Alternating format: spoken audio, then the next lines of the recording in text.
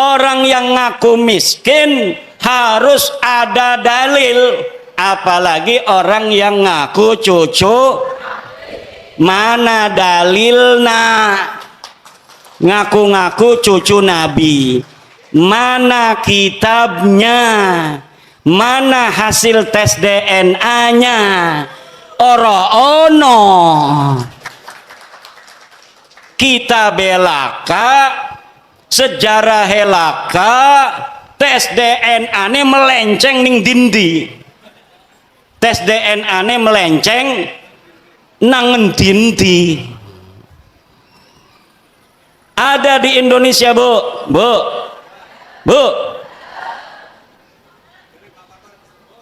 Di Indonesia ada orang ngaku cucu Nabi.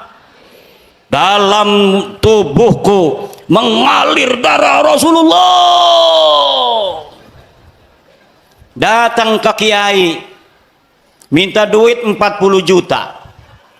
Baru saya dapat ini apa namanya, sebuah testimoni dari kiai di Purbalingga, bukan Purbalingga, di Banyumas.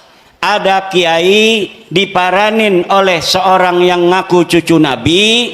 Yang ngaku cucu Nabi namanya Habib. Apa namanya?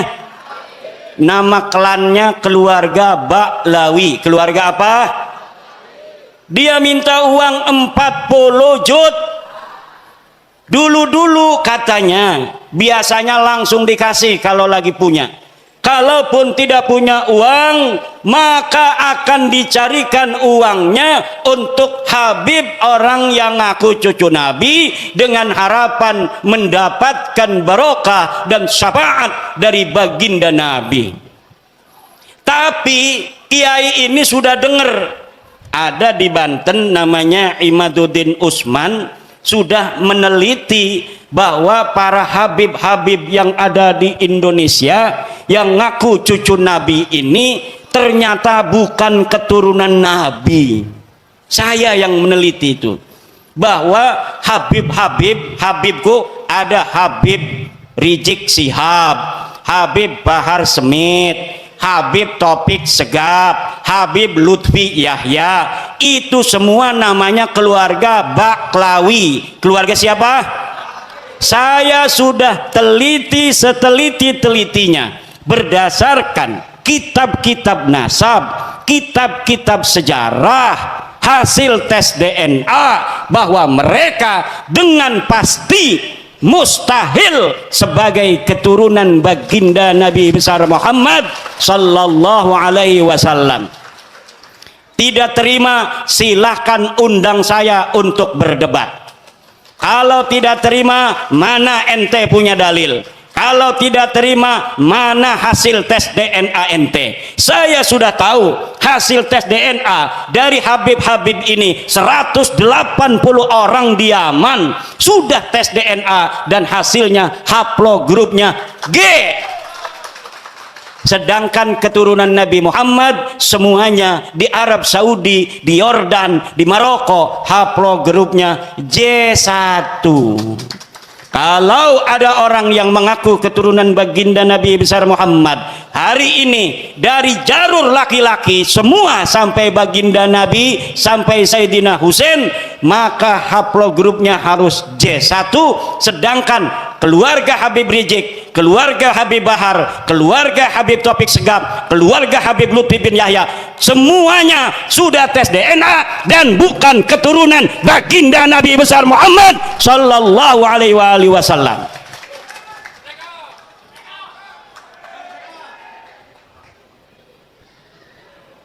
Itu ceritanya.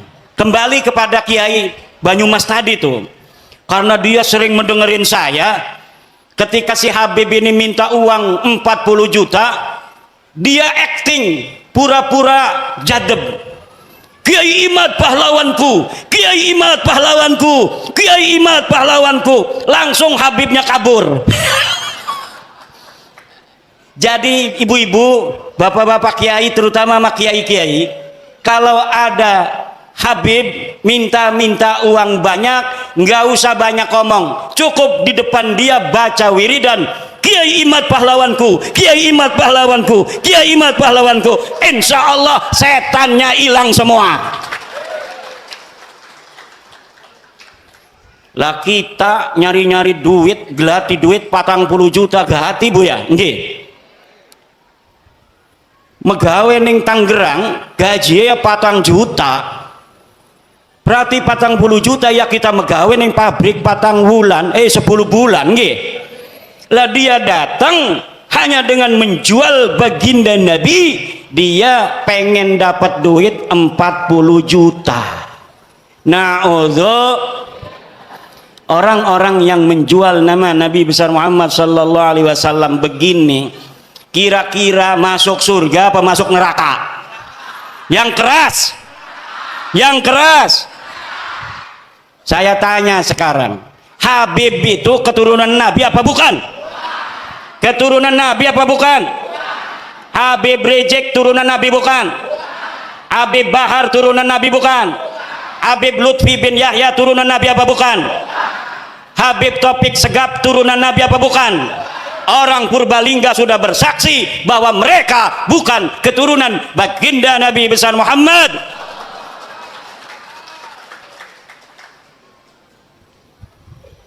Ibunda Khadijah Al-Kubra akan tersenyum kepada orang-orang Purbalingga. Sayyidatuna Fatimah Az-Zahra akan berbahagia kepada orang Purbalingga. Sayyidina Ali, Sayyidina Husain, Sayyidina Hasan akan tersenyum kepada orang Purbalingga, kepada masyarakat Nusantara yang sudah menyelamatkan nama baik Sayyidatuna Khadijah Al-Kubra, Sayyidatuna Fatimah Az-Zahra, Sayyidina Ali dan baginda Nabi besar Muhammad sallallahu alaihi wasallam dari orang-orang sekarang yang dia bukan turunan baginda Nabi, tetapi dia mengaku-ngaku keturunan baginda Nabi. Dengan pengakuannya itu dia membuat umat Nabi besar Muhammad sallallahu alaihi wasallam diperas, membuat umat Nabi Muhammad sallallahu alaihi wasallam dihina-dina, membuat umat Nabi besar Muhammad sallallahu alaihi wasallam berpecah belah. Orang-orang semacam ini dari sisi ilmu nasab bukan turunan Nabi, dari sisi ilmu sejarah bukan turunan Nabi, dari tes DNA bukan turunan Nabi, dari akhlak ba'id, jauh dari keturunan Nabi. Akhlak Nabi begitu luhur, senyum mengembang setiap ketemu dengan orang lain, menyayangi orang lain. Setiap ketemu orang punya uang, dikasih uangnya oleh baginda Nabi. Lagi bawa begini nih, bawa jas, apa ini namanya nih, jubah, diminta orang karena ada dua, satu, dua. Kalau turunan Nabi itu harus sama dengan Nabi. Kalau lagi bawa jubah, beb, jubahnya satu buat aneh, langsung dikasihin. Itu ciri-ciri daripada turunan.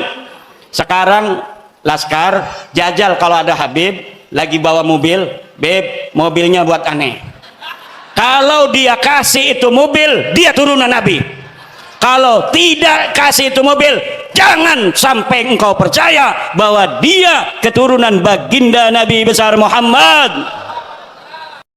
Akhirnya kita sudah bersama-sama menyaksikan dan mendengarkan ceramah singkat atau potongan ceramah yang disampaikan langsung oleh Kiai Imaduddin Usman Al-Bantani, yang mana kita sudah tahu bahwasanya beliau sangat menolak sekali, dan juga kita sudah tahu bahwasanya beliau meyakini seyakin-yakinnya bahwa para habaib itu bukanlah keturunan dari Nabi besar Muhammad sallallahu alaihi wasallam.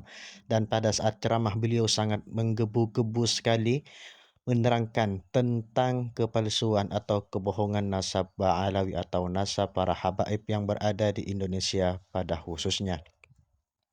Jadi bagaimana para netizen yang budiman, tanggapan para netizen yang budiman? Silakan berkomentar dengan kalimat yang baik, bijak, sopan, dan juga santun.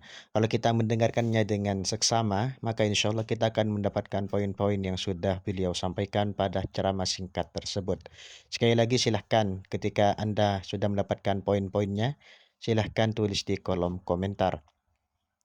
Sebelum channel ini atau video ini diakhiri, yang baru bergabung di channel ini jangan lupa didukung dengan cara di-subscribe, di-like, di-komen, dan di-share agar kalian tidak ketinggalan video terbaru dari channel ini. Dan akhirnya, wassalamualaikum warahmatullahi wabarakatuh.